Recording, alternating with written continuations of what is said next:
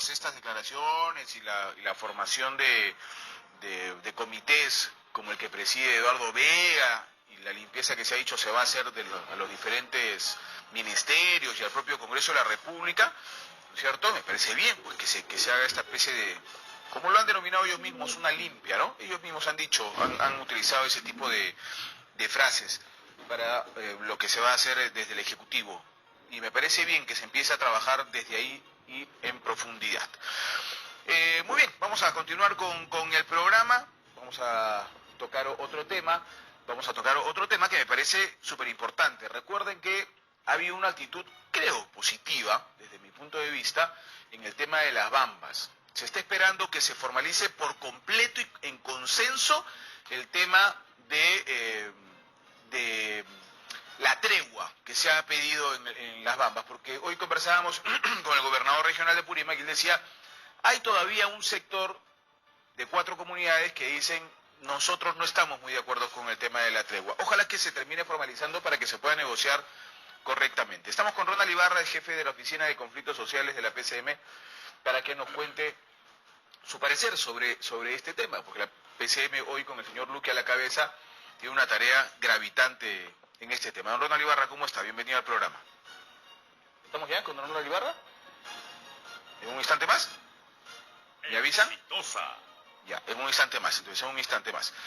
Vamos a ver qué es lo que él nos tiene que decir sobre este tema, ¿cierto? ¿Cuál es su parecer sobre este tema? Y en unos instantes más nos contactamos. Nos acompaña aquí en estudio Álvaro Campana, ¿no es cierto? Álvaro, ¿cómo estás? Bienvenido al programa, coordinador ejecutivo de Propuesta Ciudadana. ¿Qué tal? ¿Qué tal? Bienvenido. Gracias. A ver, cuéntanos un poco sobre este mismo tema. El micro, por favor. Cuéntanos un poco sobre este mismo tema, qué es lo que piensas, cómo se va desarrollando este tema de las bambas. Bueno, como escuchamos decir hoy al vicepresidente, ¿no? En la mañana, en unas declaraciones que hacía sobre este conflicto, él nos planteaba cómo en el país hemos pensado muy poco en planificar bien el desarrollo, en una zona donde se sabía que iba a haber una inversión muy grande, como la de este proyecto minero.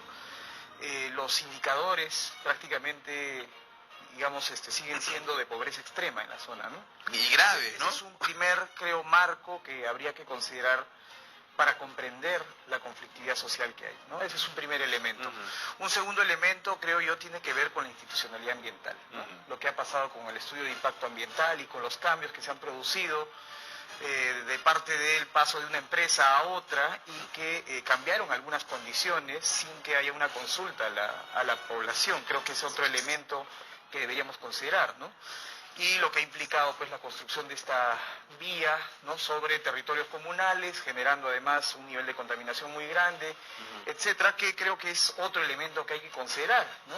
Claro, que muchos han estado diciendo que es una carretera, es una trocha de 43 kilómetros. Exactamente, y la cantidad de minerales y digamos el tránsito que hay por ahí genera sin duda una serie de complicaciones, contaminación, etcétera, para las actividades de la población, ¿no? Se dice que son más de 300 camiones que pasan por ahí todos los días. Sí, imagínense ustedes tener ahí una trocha, ¿no? Que, bueno, genera un nivel de polvo y de contaminación tremenda. Sí, es claro, evidente que claro. la vida de la gente, la vida cotidiana de la gente se ve afectada. Pero además yo diría que hay un tercer factor. Y ese tercer factor tiene que ver con la cantidad de recursos que se mueven a partir de ese tipo de actividades. ¿Qué es lo contradictorio y lo paradójico, ¿no es cierto? Tienes a la operación minera más importante de esta parte del planeta, ¿no? Más importante del planeta, sobre todo en cobre, que nos puede poner, no nos va a poner a la par con Chile, pero sí nos acerca, digamos, a Chile, que es el primer productor de cobre en el mundo, ¿no? Nos pone ahí un poco más arriba. Teniendo esto ahí, tenemos alrededor un nivel de pobreza alucinante. Exactamente, y habría que ver qué tipo de relaciones se van generando a partir de los recursos que se mueven en esta zona, ¿no?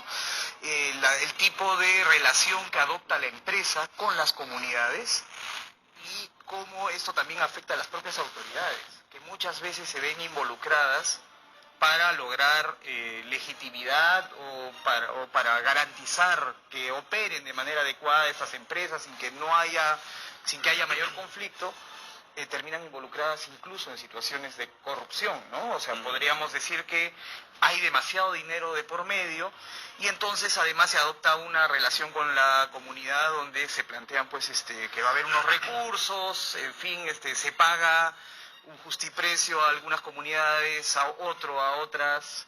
En fin, hay una serie de distorsiones económicas que creo que se producen y a lo que habría que agregar la situación que se ha presentado justamente con la policía, ¿no? Que es un poco lo que se denunció a partir del fallecimiento de este comunero, donde vemos pues que se sigue repitiendo un patrón, ¿no? Claro, parece que los ciudadanos de esta zona, que reitero, no todos están de acuerdo con la tregua, parece que los han hecho el esfuerzo para hacerlos sentir cada vez más relegados, ¿no? La minera vende y decide hacer modificaciones del estudio de impacto ambiental.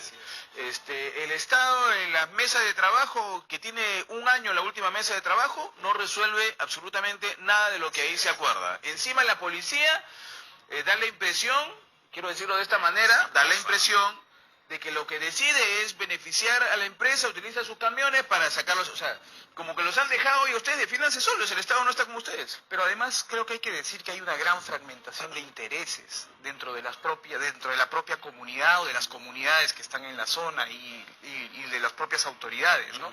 No es que la comunidad se opone, como sabemos muy bien, a este proyecto, sino que ya en estas circunstancias donde no hay ningún nivel de planificación, donde hay un gran nivel de pobreza y donde hay mucho dinero, entonces la población o muchos sectores de la población también ven cómo generan algunas estrategias para obtener algunos beneficios, ¿no? Entonces uno de los elementos que creemos que también está distorsionando ahí las cosas tiene que ver con algunos ofrecimientos, ¿no? Que tienen que ver que la empresa ha hecho y que la gente espera recibir, que se cumpla, ¿no? Pero eso resuelve el problema, eso logra que realmente la población logre lo que nosotros queremos, que sean niveles mayores de bienestar. Cómo se ha pensado territorialmente, por ejemplo, el impacto de este proyecto minero, porque sabemos que además está vinculado a un corredor minero, ¿no es cierto?, a las provincias, a Espinar, a la zona de Espinar y todo esto. Entonces, digamos, hay una complejidad y por lo que estamos enterados, los mismos actores que han ido negociando a lo largo de todos estos años han ido cambiando, ¿no? El Frente de Defensa ha ido perdiendo un poco de relevancia, ahora el alcalde de Cochabamba ha tomado un rol más prominente, son estas 4 comunidades que, en fin, también tienen sus propios intereses, obviamente, las comunidades tienen intereses y buscan sus estrategias para sacar también. Ahora, hay que conjugar dos cosas, ¿no es cierto? Estamos con Álvaro Campana, que es coordinador ejecutivo de Propuesta Ciudadana, analizando un poco este tema de las bambas. Son las 6 de la tarde con 17 minutos, 6 con 17 de la tarde. Hay que analizar también dos puntos de vista que a veces se complican mucho. El primero de ellos es que desde los ciudadanos, a quien sin ninguna duda queremos defender y estamos con la grande mayoría de esta población necesitada y olvidada, pero a veces piden cosas que se convierten en cosas poco probables, ¿no? Por ejemplo, dicen, están pidiendo una especie de peaje de 7.000 soles por camión. Eso, vamos, es una locura. Pensar eso es una locura que se va a desarrollar. Después dicen, bueno, cuando negociaron conmigo sobre mis tierras, me pagaron 20 centavos por metro cuadrado. Y después han estado pagando en dólares el metro cuadrado. Nosotros ya queremos que nos paguen como están pagando ahora.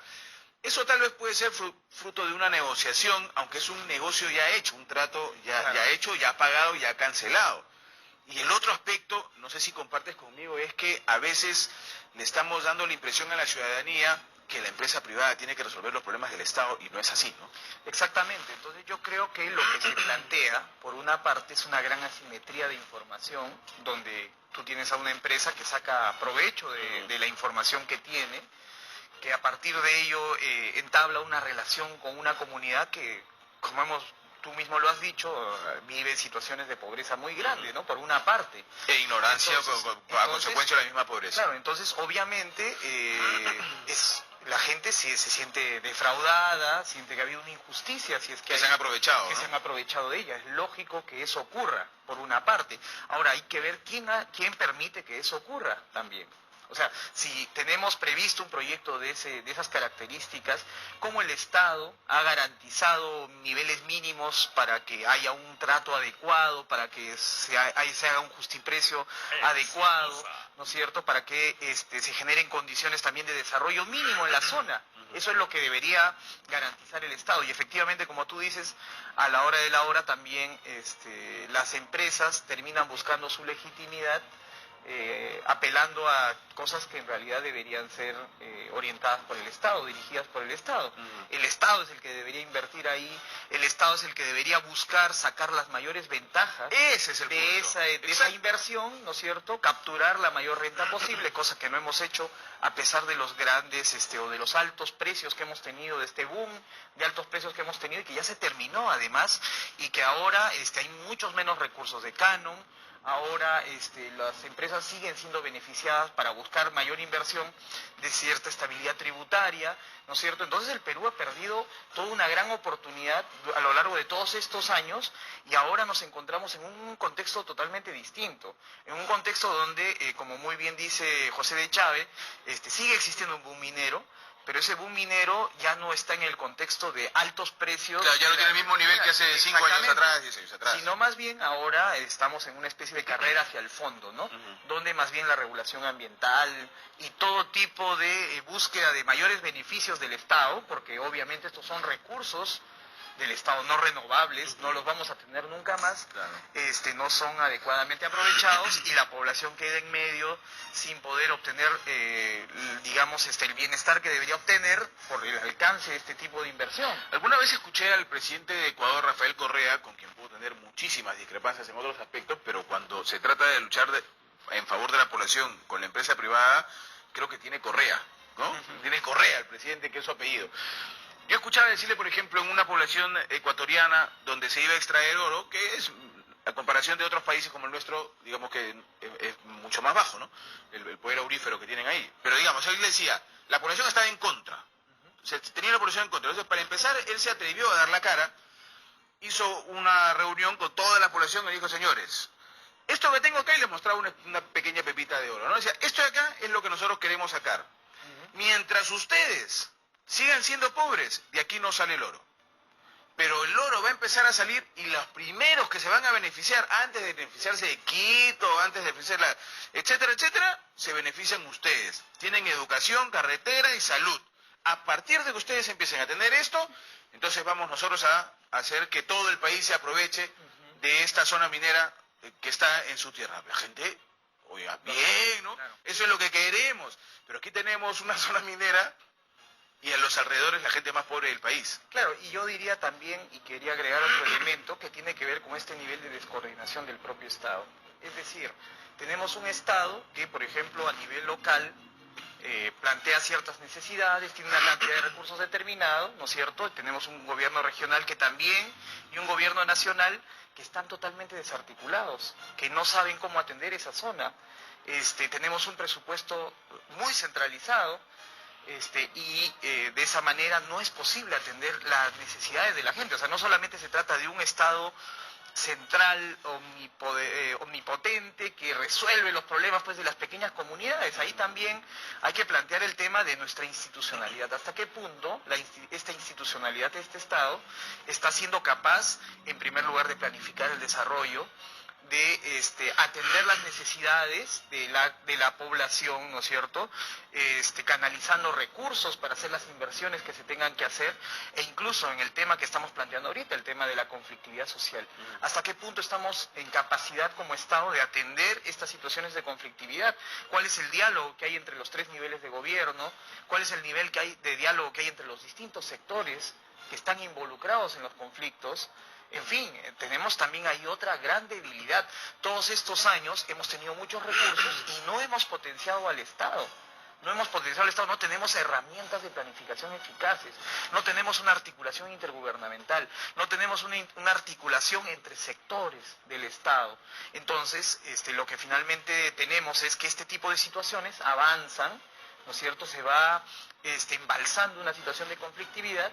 Y a la hora de la hora ya nos vemos con situaciones como las que vivimos, donde terminamos con muertos incluidos, ¿no es cierto? Cosa que es realmente espantosa, ¿no? Como en democracia seguimos teniendo muertos por represión policial, ¿no? Por protestas que puedan ser justas o no Vas justas, un balazo en la cabeza. exacto, son derechos ganados por la ciudadanía, son derechos democráticos, el derecho a la protesta, y terminan en este tipo de circunstancias.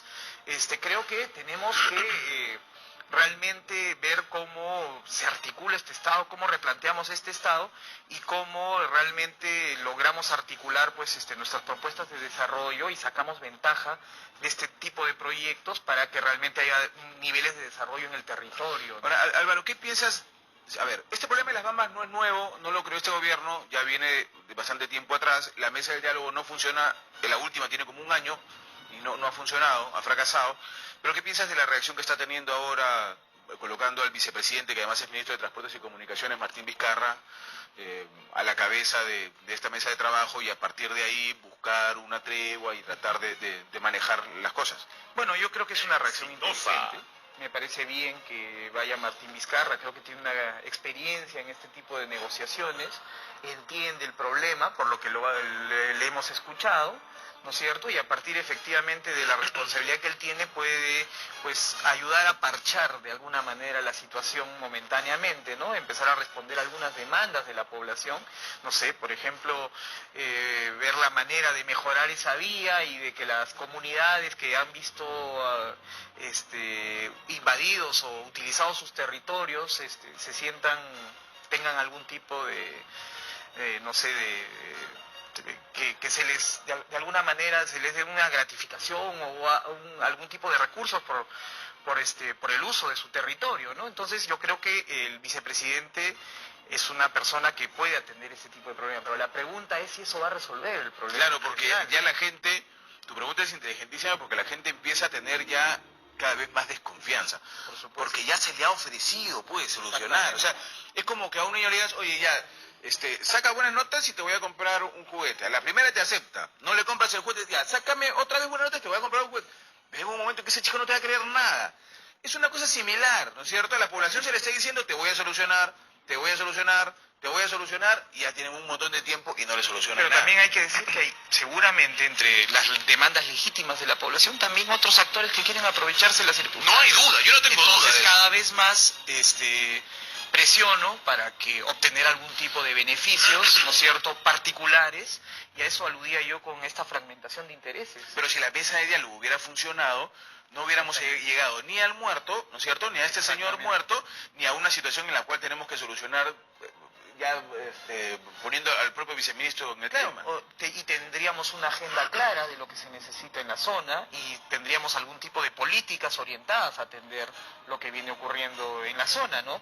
Pero si se improvisa como se improvisa, lo que vamos a encontrar es que cada vez más esos intereses de la población se van a ver fragmentados, no hay forma de pensar las cosas de manera integral, y cada actor se va a mover para obtener lo que mejor pueda, que es un poco lo que tú planteabas, ¿no? Esta especie de peaje que se le quiere cobrar a los camiones. Yo no sé hasta qué punto realmente logre resolver los problemas de las comunidades, hasta qué punto logre responder a sus necesidades, a la necesidad de desarrollar sus actividades, ¿no? Claro, además que, a ver, ¿qué es lo que se está planteando? ¿Quién va a cobrar ese peaje? Para empezar, ¿no es cierto? Claro, y yo me imagino que el municipio puede plantear también ahí un rol, ¿no es cierto? Claro, ¿y qué te garantiza el buen gasto de ese hecho, peaje? creo Que yo lo veo muy difícil. No, realmente no es muy real, ¿no? Pero yo creo por eso que justamente hay que ver estos problemas de manera más integral, ¿no? Lamentablemente recurrimos a explicaciones muy facilistas de quienes creen que ahí pues no sé, están actuando extremistas islámicos o cosas por el estilo, que hay asusadores y que no hay un problema más de fondo que tiene que ver, por un lado, con el modelo de desarrollo en el que estamos, por otro lado, con el rol que el Estado debería cumplir y el tipo de Estado que tenemos para responder a las necesidades de la población e impulsar niveles de desarrollo territorial, ¿no? Y en todo esto, como yo creo que están atravesados varios problemas, desde cómo se plantea el presupuesto, cómo está la descentralización, cómo se articulan los distintos niveles del Estado, cómo se articulan los sectores, como decíamos, ¿no es cierto?, de manera que podamos planificar. Todos ya sabíamos hace muchos años que la inversión en minería se iba a trasladar al sur. y sabemos el tamaño de la inversión que se va a realizar en esta zona, ¿no? En el sur del país.